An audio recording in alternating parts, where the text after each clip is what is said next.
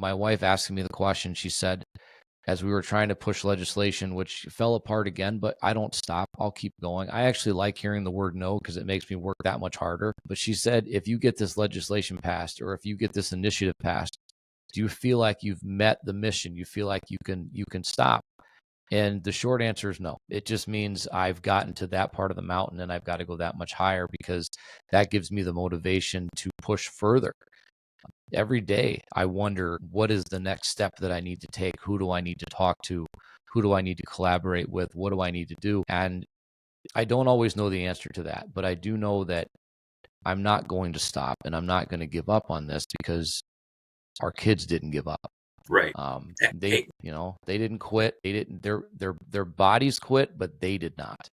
And that's so important and so much more to me. So it means so much more to me than anything that I could have going on. I need to make sure that I complete that mission.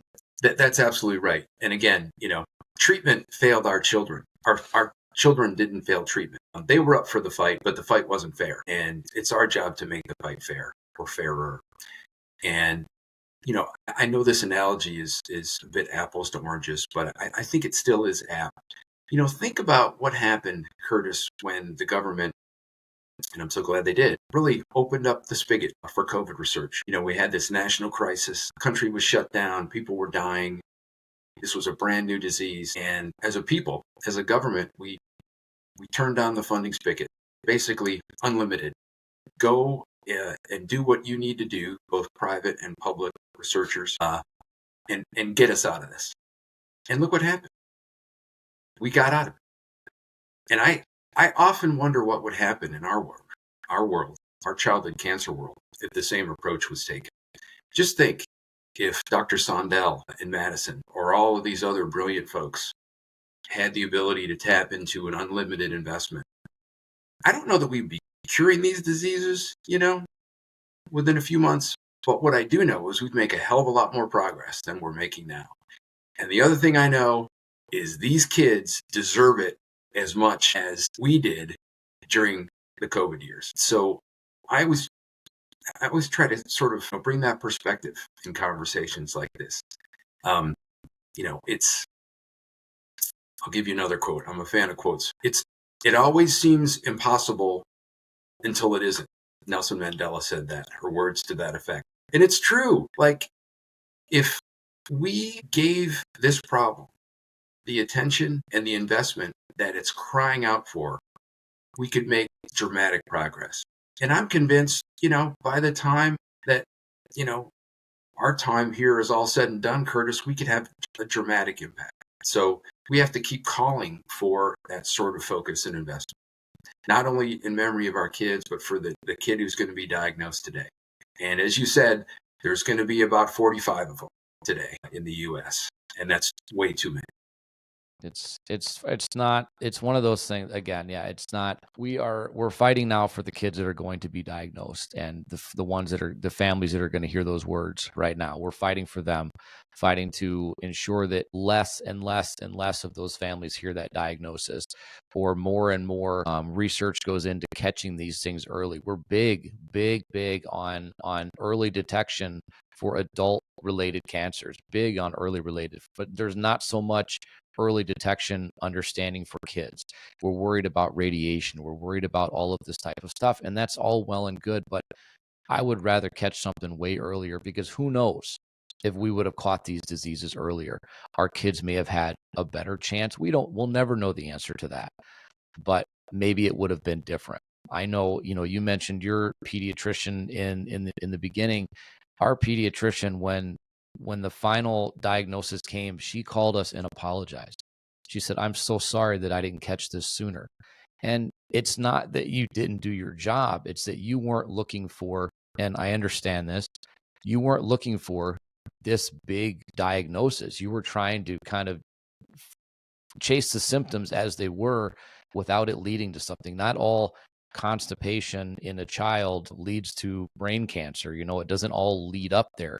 But when we put all the symptoms together that JC had over a couple of months, okay, now it all lines up with this exact diagnosis, but nobody was looking at that, and nobody would have, right? And And so giving everybody the tools, giving these scientists, there's no shortage of people.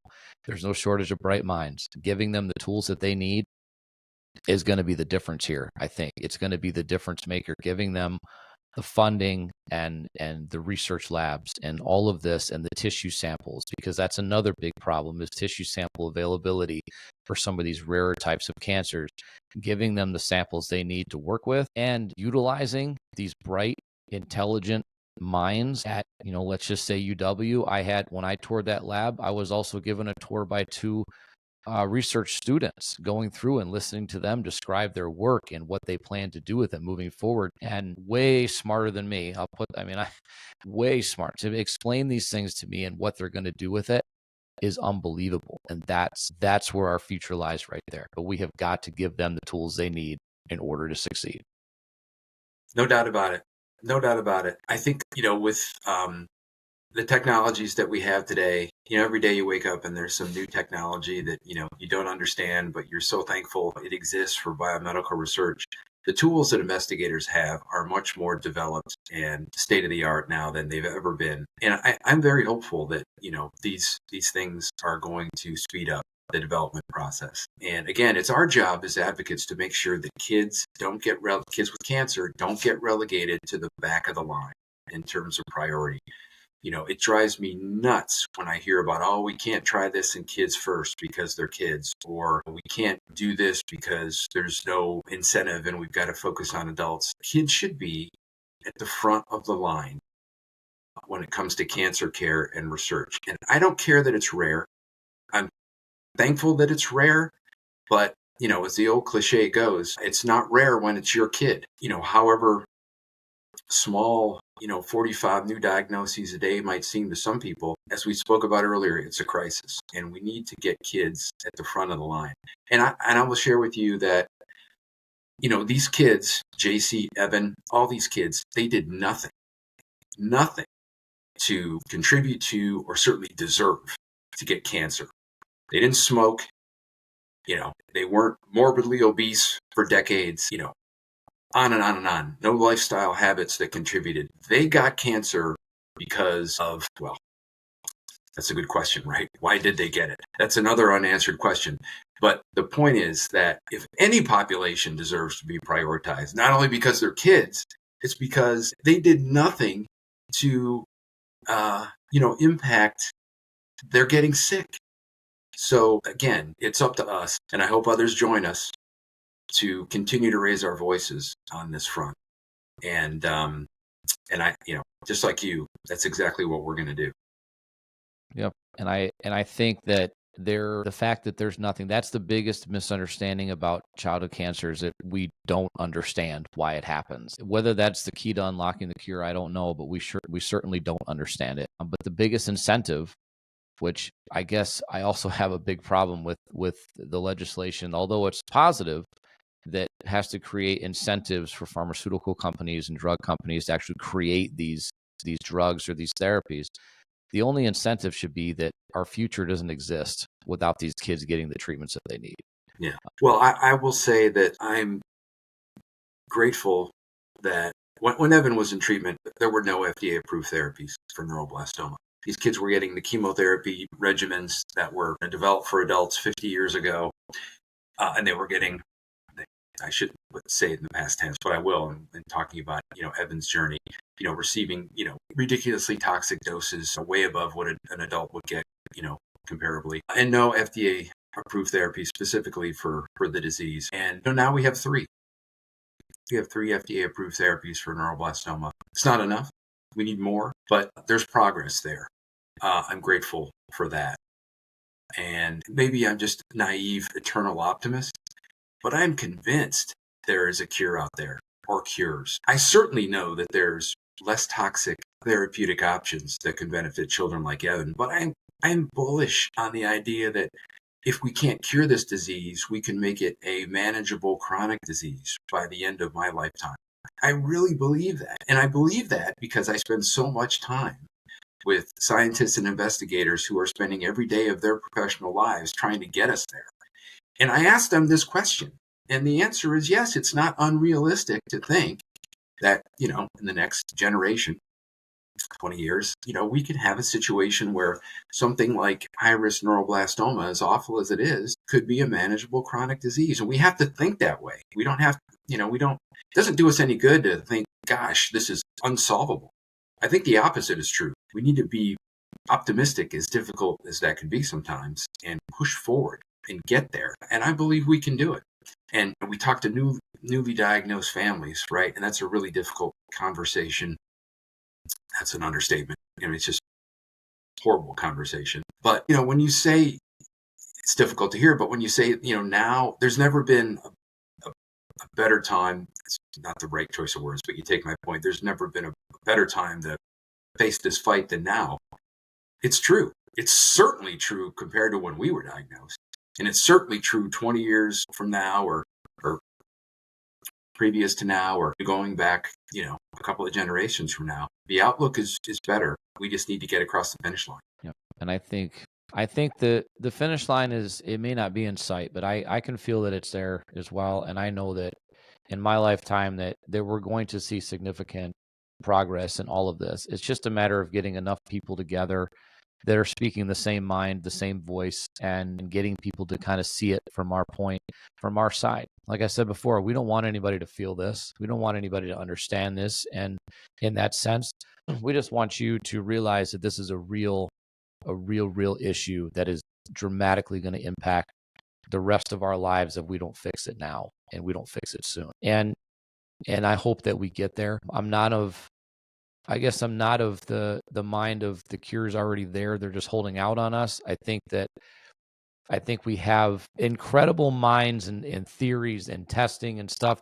that's being done that are going to be proven to show that we're going to see some great things. And I truly believe that. And I believe it for the neuroblastoma world, for the leukemia world, for the Hodgkin's, all of this, all of the DIPG. I know any type of brain cancer, all of that. We're seeing all of this. There is progress that is happening. And again, it is falling on the shoulders of all these organizations, but that's okay because it's the people that understand it the most that are pushing the hardest.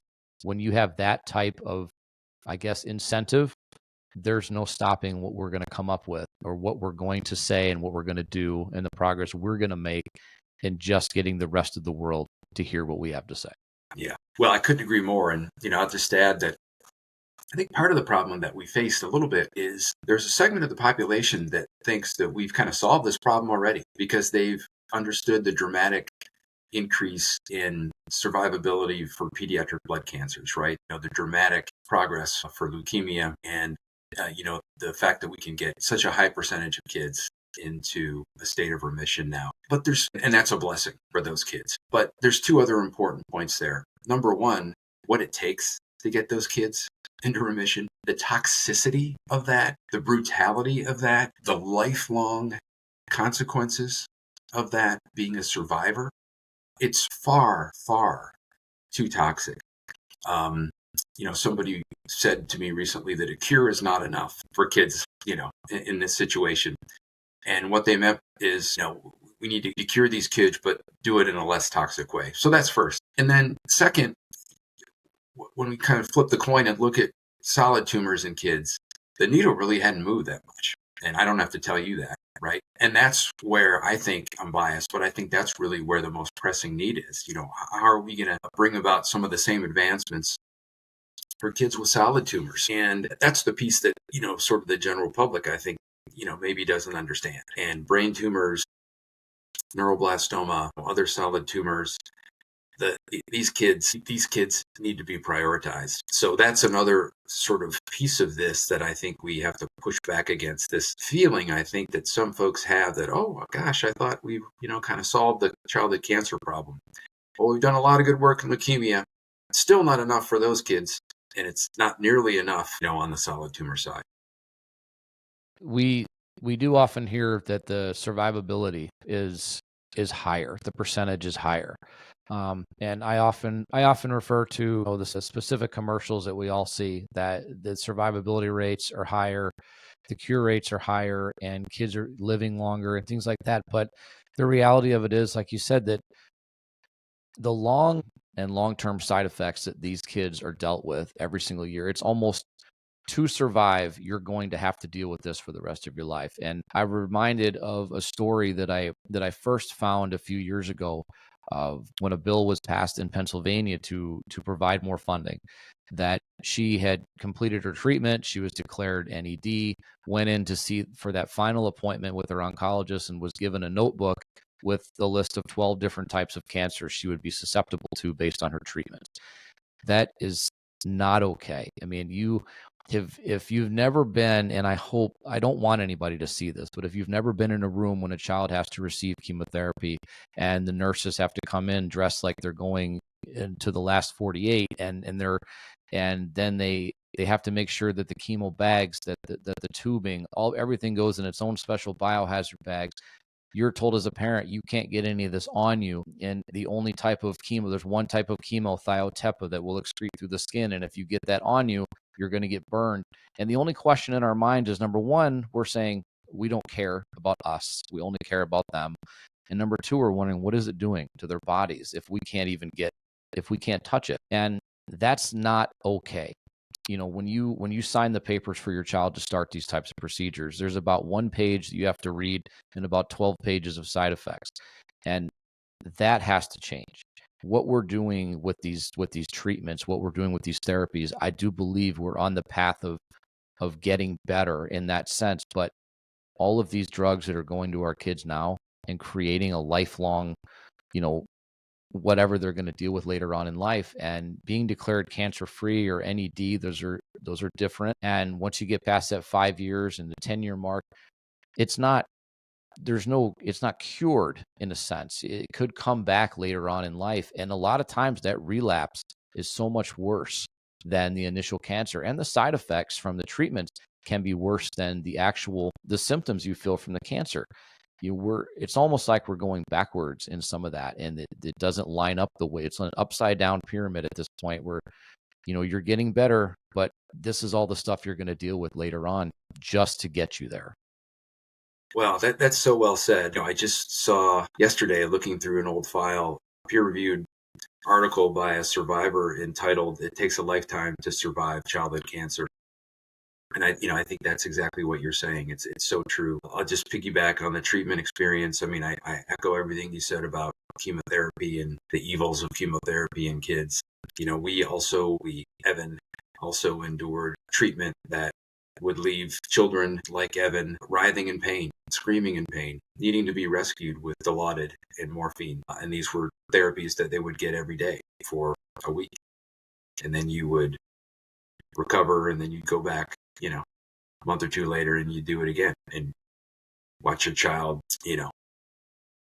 be tortured in that way. It's unspeakable. But we have to speak about it, right? We have to speak about it because people need to know. And the courage and the bravery that patients exhibit and survivors exhibit shouldn't be done in silence, right? We should be talking about it every chance we get. Sometimes it's difficult, but it's important. And I don't think we can talk about it enough, because they've earned that, not recognition, but they've earned the value that comes, I think, with people learning about their experience. And hopefully, hearing about it will motivate folks to get involved and to try to make a difference. And you certainly don't have to be a parent or a sibling or a family member of someone to make a difference. As you know, we've got wonderful people in our community who just do it because it's in their heart. It's the right thing to do.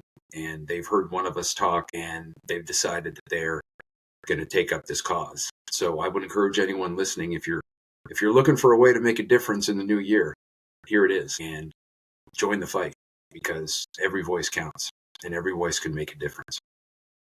100%.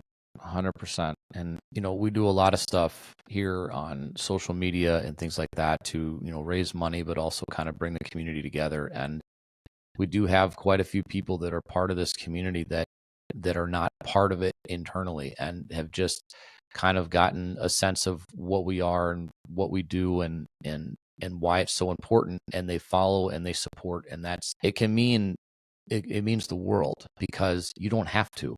You can be like honestly so many people and turn around and walk the other way and expect that it's never going to happen. Listen, we've all said it.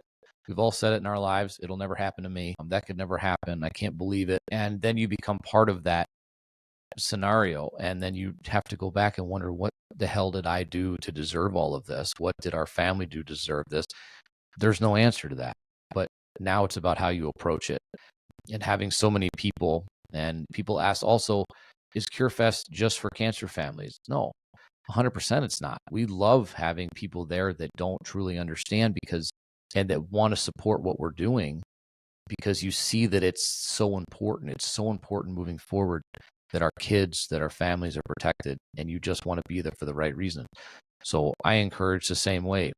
If you're looking to be a part of something, if you're looking to donate to something, if you're looking to just really learn more, reach out. None of us on these platforms and in this community are hard to get a hold of, or hard to find. I think it's pretty easy if you just have questions and just want to understand more.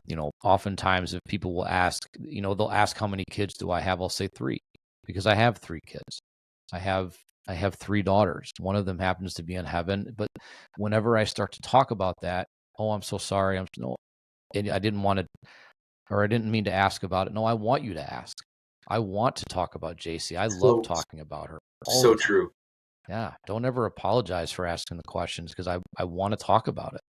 Well, one of the reasons that I, really appreciated this invitation is it gives me a chance to do my favorite thing in the world, which is talk about my son. And so I echo that sentiment. It is difficult, and I'll just be honest with you. Sometimes I pick and choose when someone asks me, do I have kids? I make a snap judgment all these years later about that. I'm comfortable going there, and I'm comfortable with the person who's asking the question. Then I'll tell them about it. But if I'm not, I don't. And I used to beat myself up about that, when I would do it that way and avoid it. But I've given myself a pass over the years, because I think, you got to make some judgments to sort of,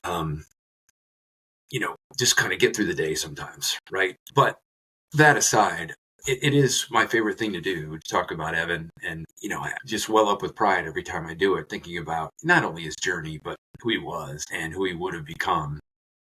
I always tried not to focus too much on neuroblastoma, because that's not who he was. And he never, God, not one day over 4 years did he ever let neuroblastoma define him. He lived his life on his own terms, and the disease, was never in the day-to-day life of our son winning. He was winning. And so I try to, I've got to at least reference it because it's part of his story, but I try to talk more about him and what, like I said, who he was and what he would have become. And to your point, that's, it's really the saddest thing for the world, right? They're not going to have the brilliance of your daughter and the brilliance of my son. And that's where it really becomes a team thing, right? It's a community thing. It's not just a family thing. Sharing our children's story is so important, mainly because they can't share it with the world right now, and they can't provide what we know that they would have provided to this world. And I love, and like I said, I love talking about her in the sense of who she was. And it's the same thing. I'll say yes, she passed from cancer, and then we kind of talk about who she was and how she smiled every single day, and what it was like for her to have, her sisters around, and go to school at home virtually during COVID times, and what she hated, and be a part of everything, just kind of be a part of who she was. And I love talking about that. But I also love it. It breaks my heart, but at the same time, I love talking about kind of the kind of person she was every single day as a giver. And she only cared about other people. And these kids at such a young age, they grow up so fast. Number one, we need to treat them as if they're essentially adults, because they grow up that quick. I often say too that they learn to name and maybe even spell their chemo drugs before their ABCs, which is another issue that we need to fix. But they care so much about everybody else and not so much about themselves, And I'm so glad you said that, because in talking about Evan, I frequently say he was the most compassionate person I've ever met. And that's true. And I always think there's one example that just sticks out in my head. We were we were in New York at Sloan Kettering, and they've got this beautiful playroom on the ninth floor for the kids. There was a kid who was having a really tough time, and it was Evan was the first person in this massive playroom to notice this, and the first person to go over and try to spend time with that child and comfort that child. And I'll never forget that. And you're right; these kids grow up so fast. And there's something about them. It's really hard for me to put my finger on it, but we see it every Wednesday when we're rounding the Treats and Treasures cards in DC. There's a wisdom and a strength and maybe it's almost like an old soul sort of perspective that you get from them, that you don't see in others. And I wish everyone saw that. I get frustrated when I see, kids or anybody, getting upset and bent out of shape over the small things, right? This is something that I try to take from Evan, don't get worked up over the small stuff because it's not worth it. And you see people just, the smallest thing becomes the biggest thing, and it's so, woe is me. And that just pisses me off, knowing what I know and knowing what you know, Curtis, right? It's, you want to be able to say, let me take you to this, pediatric oncology floor and show you, what a real struggle is. I think about that a lot. Sometimes I'm more successful than others in getting past the small stuff, but I do try to keep that in mind because that's another lesson from kids like JC and Evan, right? You just gotta remember what's important in life. Yeah. And I'm just as guilty of it as, some letting things get to you and letting things bother you, but then going back and realizing kind of what the hell was I worried about? You know what I mean? After seeing what they've gone through. And I say that, in a world where all of this is, the frustrations and anger and divide and things like that, and give yourself an opportunity. I mean, honestly, this is probably the best therapy program ever, is spend 5 minutes with one of these kids. Just 5 minutes with them and let them talk to you. Let them look into your eyes. And absolutely they will give you a perspective on life that is really incredible. And it's, I don't know how much to look into it as this is a task, this is a job that they were given, their destiny to kind of pass that along, but they really pass along this type of perspective and this type of understanding on life that just makes you look at them and say, what am I worried about? What is, and I say that, the reason that I believe that she understood what was happening, or our kids understand what's happening, is the morning that JC passed, she was having trouble breathing. She couldn't speak at that point. She had lost her ability to really speak and communicate. And I looked her in the eyes and I said, "Are you okay?" And she looked at me and she shook her head yes. I knew she wasn't. I told my wife, I said, "Go get her sisters because I think it's time." At that moment, she went into that sleep that we unfortunately know too well. And I knew at that moment what was happening, but she still took it upon herself in that second to tell us that she was okay. That's what these kids do to us internally, what these kids do to us as parents. But that same lesson can be passed on to so many more people that don't worry about all this stuff. Don't worry about politics and family, just whatever, and road rage or all these things. Just focus on what's happening right now and what's important in life. And what these kids, and listening to the survivors speak, listening to them tell their stories, they're passing along that same message. And I feel like I hear my daughter, and I'm sure you feel like you hear Evan too, coming through those speeches as well, saying, "I'm fighting now. I've got through this, but here's my inspiration on life." And they just, I don't know, that week in DC every year, I think recharges and energizes anything that I've lost throughout the year. Well, that's really well said. I'll share with you along those lines. Wendy, my wife, she was telling someone the other day about the Treats and Treasures cards visits on Wednesdays, and she said something so poignant. She said, no matter what's happening in, my life, the frustrations of the day, the crap traffic, getting there in the DC area, the things that can set you off. And some of that's sort of involuntary, right? You kind of, you get worked up and you really got to work to sort of get past it. And she was saying, without fail, you're always sort of taking some kind of tension with you, into these visits because that's life. And she said the second you open up that first door, like it's all gone. And I was just listening to that and I'm like, that is so true. Like the second we open up that first door and see that first patient and interact with them and, give them a chance to choose from the carts, it all goes away. And, you are just right there with them and you are in awe of them, in awe of mom and dad, a range of other emotions too, certainly, sadness, depending on the circumstance or whatever. But I think awe is the right word. It is awe inspiring and it never, ever, ever goes away. It never gets old and it never fails to appear. We've been doing this again since 2012 every week and it is the same experience every week. And there's a great power in that. It's an undescribable power. And I think that, I don't know how to translate that for people except to have them experience it. And I will say we do. We have guests. We try to get them to experience, but it wouldn't it be wonderful on a grand scale to have everyone, everyone in the world, just experience that. And I think we'd be a lot better off. I know we'd be a lot better off because you've got to be dead inside to not feel that feeling of being around these kids and being humbled and inspired and motivated.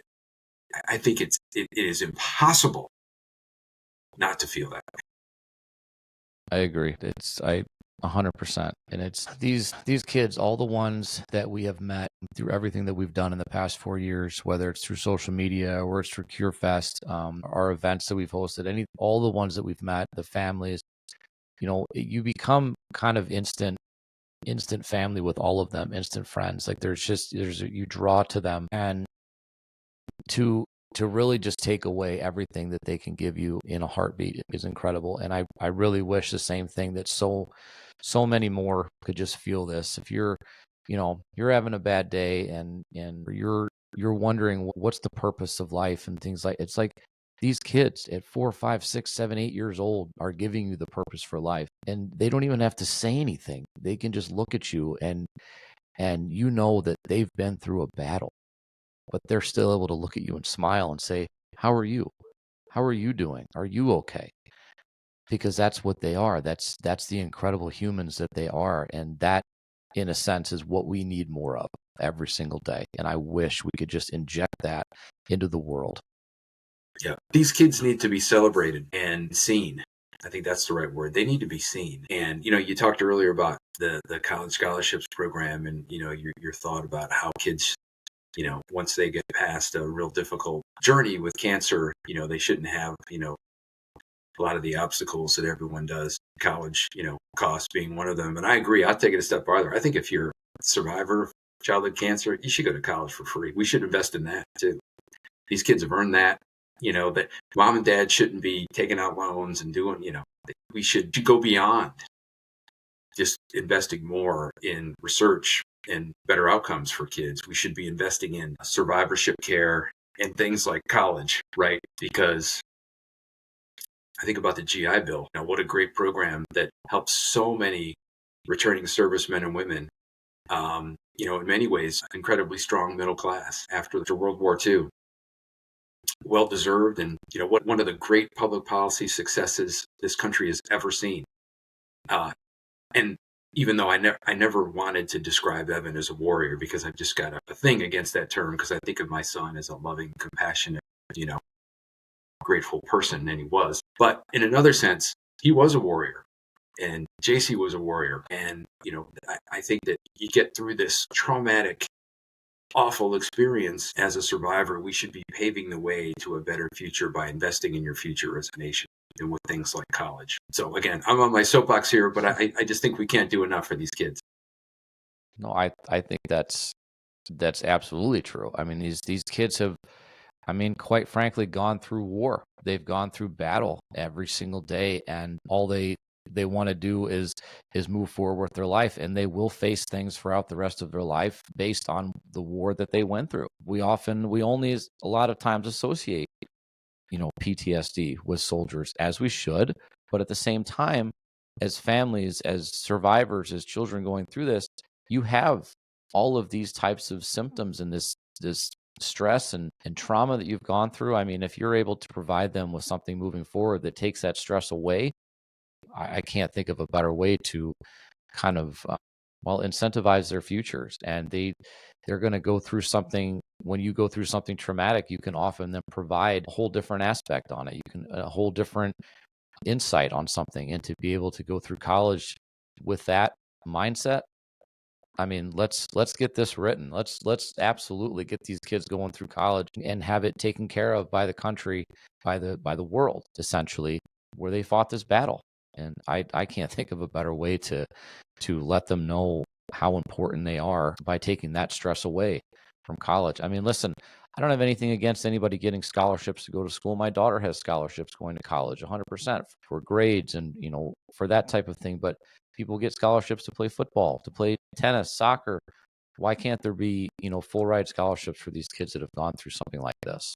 No doubt about it. And your reference to PTSD is it caught my ear because I never really kind of thought about it that way until a few years ago when someone referenced it, saying, that parents, and certainly patients too, can have this, but parents can as well. And I gave some thought to that. And I think that's so true. And so many times that's unseen, right? But I don't know how you go through something like this and don't have, whether it's PTSD or, some other sort of effect from the experience. And I think there's a lot to be said for increasing awareness of that circumstance as well with parents, because, unless you've been there, you don't know. And I think there's so much that people can do to help ease that suffering with parents. And, it's funny, you've probably heard this or experienced it as well, Curtis, but so frequently in our community, we talk about how when you go through something like this, you find out who your friends really are, you find out, and so often you're surprised, right? You thought somebody was going to be there with you and they weren't. And then somebody who you didn't really think was, going to step up really did. And I think that discussion has been universal for me with parents. I don't think I've ever talked to a parent and talked about this and not had that be an experience. But I guess the point I'm trying to make is, that's another way to really support this community is, be there for certainly the patients, but also for the parents before and after, right? Whether the after is after a child passes or after they're out of treatment.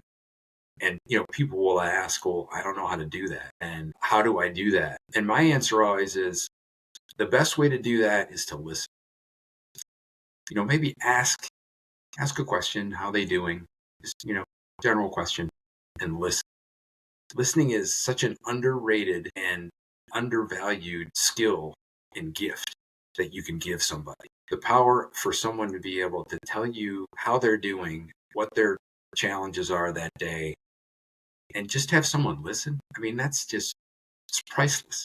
So that if someone's looking for another way to help it, they don't feel comfortable visiting a kid in a hospital room or getting in front of a member of Congress or raising money or whatever.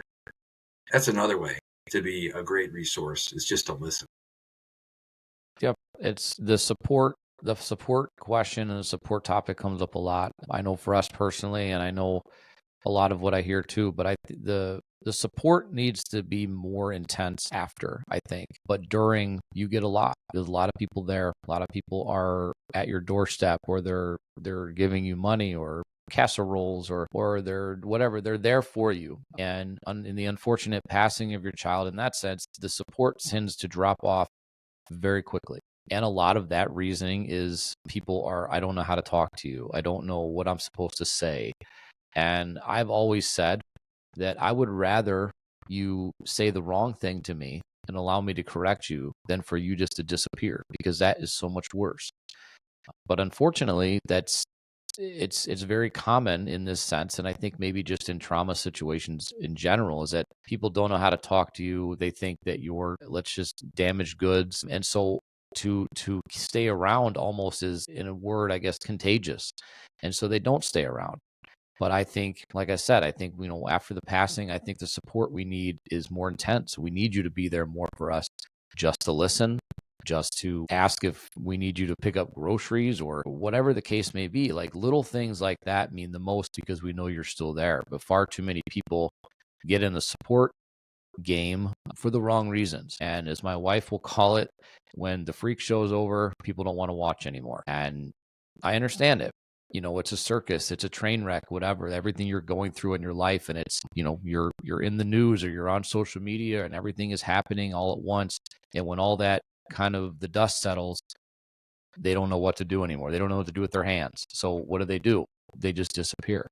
And it's a shame, it really is. But the real true people that are there for the right reasons will stay by your side. And those are the real ones that you really only need anyway. But if you're in a position where you don't know what to say, just ask what you can do, or just be there to listen and say, do you just need to vent? Do you just need to talk? I don't need to say anything. Do you want to go get coffee? Just little things that kind of take your mind away from what's going on. You don't have to talk about cancer every single time you're together. It doesn't have to be the topic. Just be a friend. Amen. Perfectly said. So that is my soapbox, and I can go on about that stuff forever because I just feel like that is such a big part of this community, and I think it's getting better in organizations that are providing that support and providing, what you need and direction and things like that. But it really just is a shame that it falls off that quickly. So I would ask now, was there anything else that I didn't ask or that we didn't cover that you would like to talk about? I think we had a great conversation. I really enjoyed it. I can't think of any, major issue that, we didn't touch on. I guess as we're sitting here on, mid-December, thinking about the new year, just maybe a plea to folks listening. If you're looking for a New Year's resolution, a great one is to get involved with the childhood cancer community. And if you only do one thing, that's one more thing that, has been done. And please, think about that maybe for 2025, because I can assure you that if you do, you're going to get twice as much in return. 100%. This is definitely something that if you're looking to, if you're just looking to find something that makes you feel good about yourself every day, it's being involved and watching these kids and watching what they can do and what they can give you and make your life better. And there's just really no other way to look at it. So if anybody would like to get involved or help out, reach out and find out more, where would they find the Evan Foundation? Yeah. They can find us on social media. They can go to our website, evanfoundation.org, reach out to me personally, and would love to talk with anyone about what we're up to or what the community's up to. Awesome. So we'll put this in the description as well, but the evanfoundation.org, and you can check them out. And again, on social media as well. I found them. It's pretty easy to do, guys. All you got to do is you got to do the work. But like I said before, we're not hard to get a hold of or hard to find if you really truly want to know more about our personal stories or about this community in general. We're always happy to talk about it. That's why we're here. So I will always, at the end of the episodes, what I like to do is I like to ask the guest to leave the rest of the listeners with some advice that you would give to not only maybe, families that are currently going through this, but families that unfortunately will hear these diagnoses every single day. So that's what I want to leave them with. To newly diagnosed families is be strong for your child, create a community of support for your child and yourself, both with friends and family and from our broader childhood cancer community. Surround yourself with medical experts. I think that's critical. And I would do that early on in the diagnosis journey. Don't just talk to one physician, however grateful you may be to that one oncologist. These are really challenging, difficult diseases in the childhood cancer world. So get to know the experts in the field as early as you can. And remember that there are positive outcomes here. The journey is difficult, but there is more hope now than there's ever been, and we're here to support you every step of the way. Excellent. Well, thank you so much for that. And yes, I will say on top of that, I will say you are, as parents, you are your children's voice. You are their advocate. You are in control. Therefore, you pick the team that is going to be the best suited for your child. where you go, where you get treated, all of that. Speak your voice. As maybe you might not think it, but I believe the doctors actually encourage the fact to have parents speak up for their kids and know what they want. Be a part of that. And remember, when you're in the room and your doctor's in the room, your child is their only patient at that moment. That is the only thing they are to worry about, and they stay there as long as you need to ask questions, and don't ever be afraid to ask questions. So I will say, Gavin, thank you so much for spending the time with me today and for sharing your story as well as Evan's story, the Evan Foundation. It has been an honor, like I said, getting to hear you speak every year at the caucus and at CureFest, and now being able to spend the day with you today. I appreciate what you're doing for this community, and I look forward to so much more coming from the Evan Foundation. Curtis, thank you so much for all you do and this opportunity, and happy holidays to you. Thank you so much, and we will see everybody else next week.